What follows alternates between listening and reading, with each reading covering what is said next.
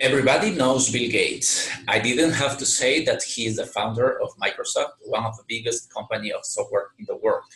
He is one of the richest men in the entire world, and I didn't have to say that he knows more about technology than you and me. One can think that his children were masters in technology before they were able to walk, but no, Bill Gates limited the use of technology to his kids.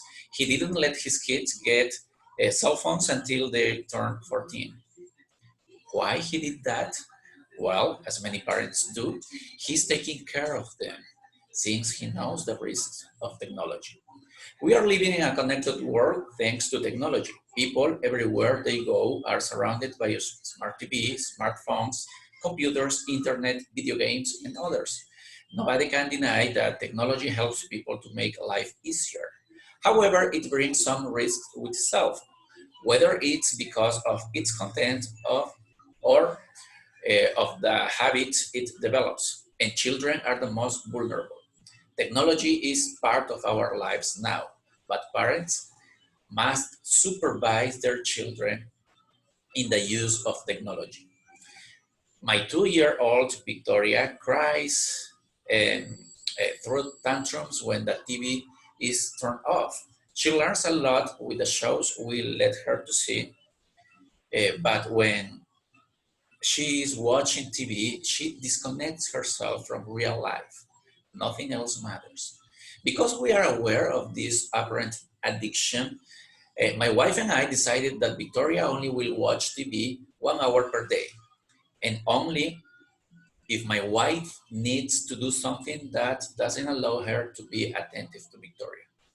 Children's use of devices ranges along a continuum from healthy too compulsive, too addictive, said Dr. Dimitri Christakis, the director of the Center for Child Health, Behavior and Development at Seattle Children's Research Institute and professor of pediatrics of the University of Washington. He also said, I think the phenomenon of tech addiction is quite real. If you are a parent of a teenager, I'm pretty sure you know what I'm saying. It's not unusual to see teenagers disconnected and stare at their cell phones, even Sundays at church. I met a young boy, Dan, that he preferred to be connected as social media in a corner of the room than participate in the activities with his fellows. Bill Gates is not the only uh, parent worried about this behavior. Other Silicon Valley tech titans are.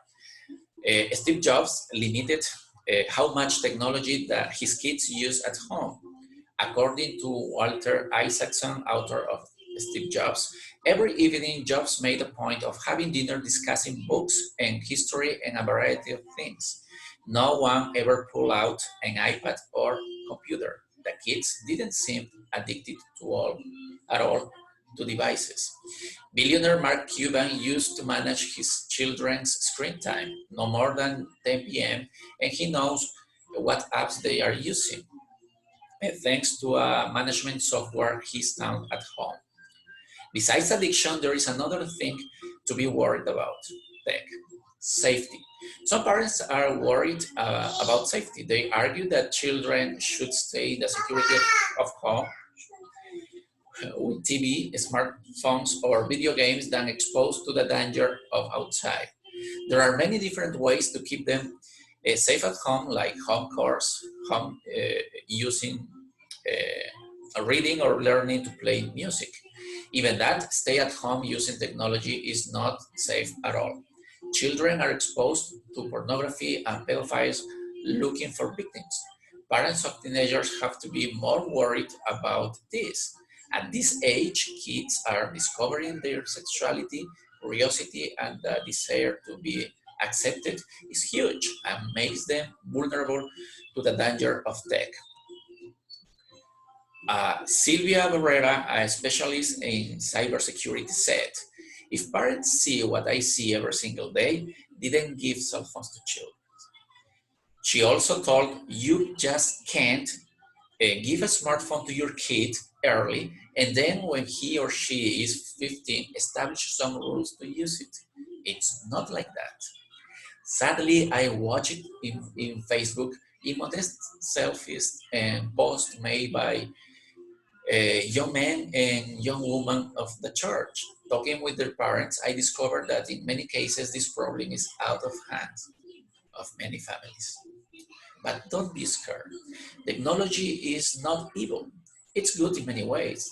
It also has pros for our children. Children have better motor skills, improved cognitive functions, and it's real more fun for them. Technology is just like food. You need to handle it in moderation.